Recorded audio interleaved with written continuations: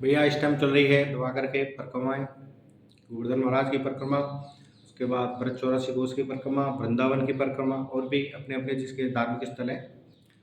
क्योंकि अ, लोंद कह लें, हमारे यहाँ ब्रज में लोंद कहते हैं, लोंद का मास कहते हैं, कहीं अधिक भी कहते हैं। महीना चल रहा है। हमारे शास्त्रों में, हमारे वेदों में ये बताया गया कि मतलब बहुत ही पवित्र ये महीना होता है, जिसमें पूजा अर्चना करने से या पुण्य करने से आपको बहुत ज़्यादा कई गुना लाभ मिलता है, एक साधारण पुण्य करने से जो है, ठीक है।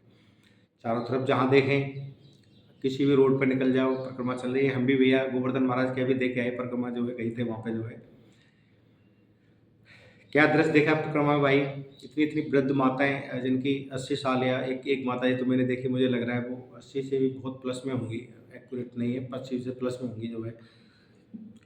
परिक्रमा दे रही हैं, थक थक जाती है बेचारी, रुक-रुक के दे रही है। दोस्तों शरीर उनका बुजुर्ग है, दे रही हैं, लेकिन मैंने वही बात कही, मन के हारे हार है, मन के जीते जीत। हमारे तन से ज़्यादा महत्वपूर्ण हमारा मन होता है। अगर हमारा मन किसी चीज़ को करने के लिए तैयार हो गया तो तन तो राज़ी हो ही जाएगा। पूरी लड़ाई मन की होती है, तन हमें कहीं नहीं रोकता है।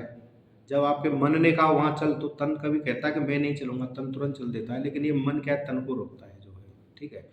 डराता है, अरे यार इतने किलोमीटर कैसे चलेगा ये वो, या वहाँ जाके देखा ऐसे छोटे-छोटे प्यारे-प्यारे बच्चे 4-4 साल 5-5 साल के जो बेचारे वो भी भाग-भाग करके जितनी उनकी क्षमता है, हम ये नहीं कह रहे पूरा 21-22 किलोमीटर चले होंगे, जितनी क्षमता है, तो एक मन में उनके उल्लास था, मन में मजबूती थी।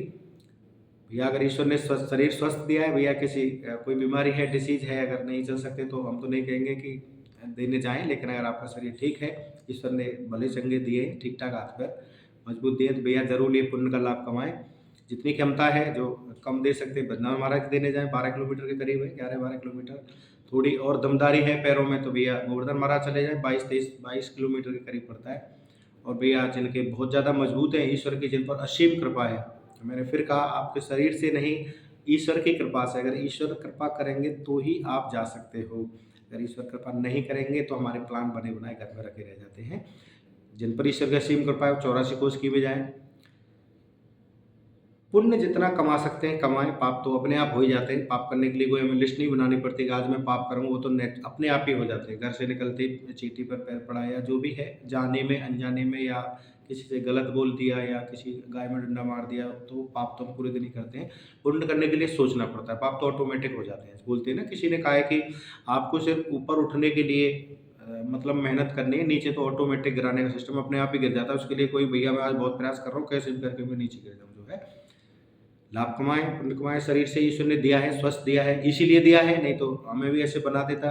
और बहुत सारे बेचारे लोग हैं जो हैं जिनके बेचारे हाथ-पैर नहीं है, कुछ भी हैं, लेकिन ईश्वर ने हमें स्वस्थ शरीर दिया, बढ़िया दिया, तो मौका मिले तो भैया जाना चाहिए। नई-नई जगहों पर तीर्थ स्थलों पर देखने का मौका मिलता है। हम घर से बाहर निकलते हैं, आप वृंदावन जाएँ, आप गोवर्धन महाराज जाएँ या कहीं और 84 कोस में भी जा रहे हैं, जो लोग ज़िंदगी में हम जिन चीज़ों को देख नहीं सकते, वहाँ देखने का मौका मिलता है। बिल्कुल भैया, 9 मास में पुण्य का लाभ कमाएँ।